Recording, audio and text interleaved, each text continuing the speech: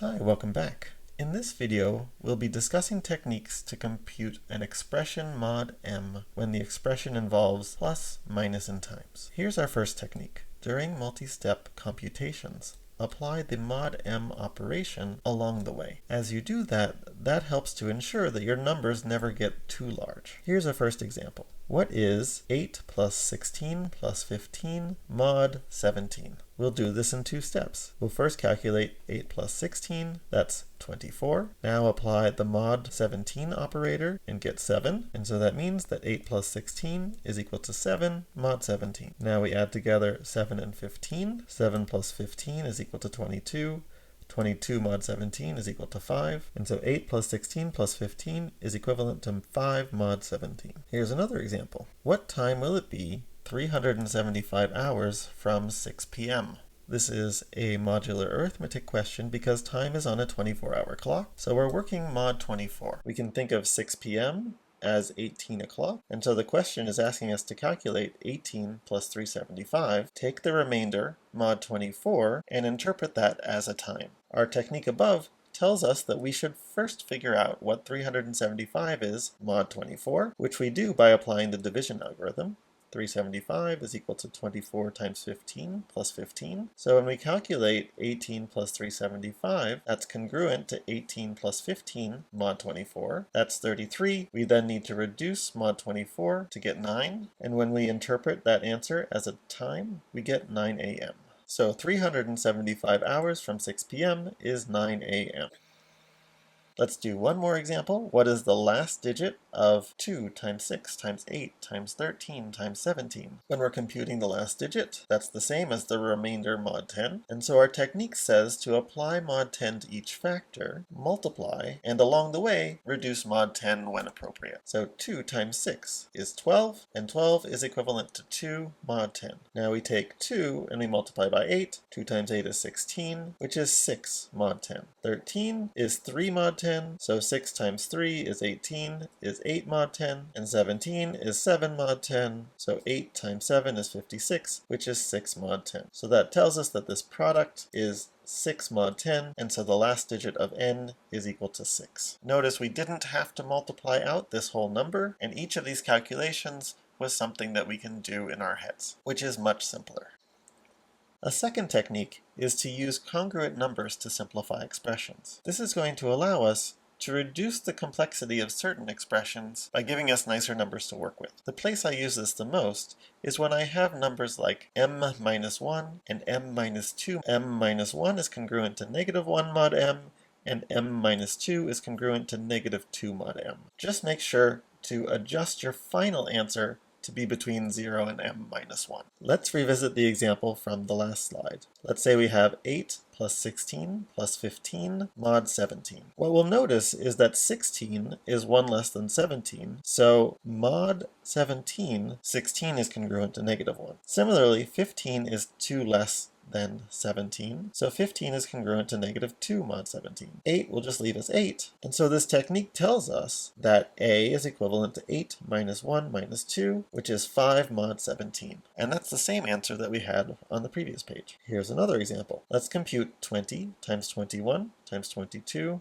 mod 23. 22 is 1 less than 23. 21 is 2 less than 23, and 20 is 3 less than 23. So 20 times 21 times 22 is equivalent to negative 3 times negative 2 times negative 1 mod 23. I feel much more comfortable multiplying these numbers out. I get negative 3 times negative 2 is equal to 6 times negative 1 is negative 6. Now we can add 23, and we get that this product is equal to 17 mod 23.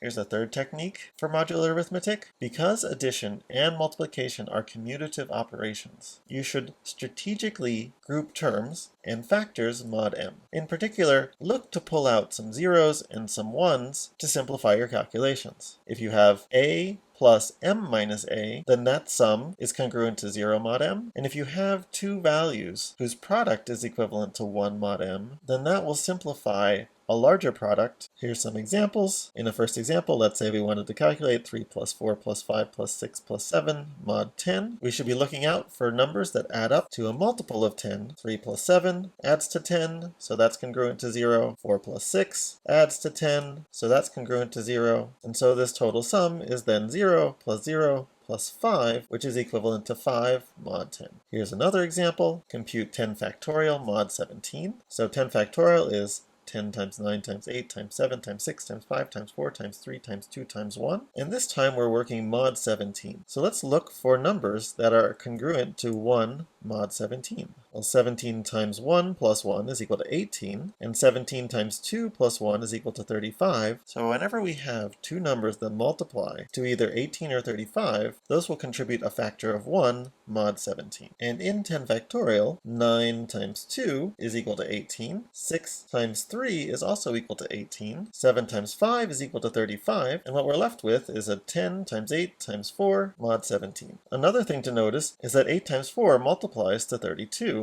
which is 2 less than 34. So 32 is equivalent to negative 2 mod 17. And so what we get is that 10 factorial is 10 times 1 times negative 2 times 1 times 1 times 1 mod 17. That I can multiply in my head. 10 times negative 2 is negative 20. If we add two multiples of 17, we see that 10 factorial is equivalent to 14 mod 17. Or in other words, the answer to the question is that 10 factorial mod 17 is equal to 14. So those are three useful techniques for modular arithmetic.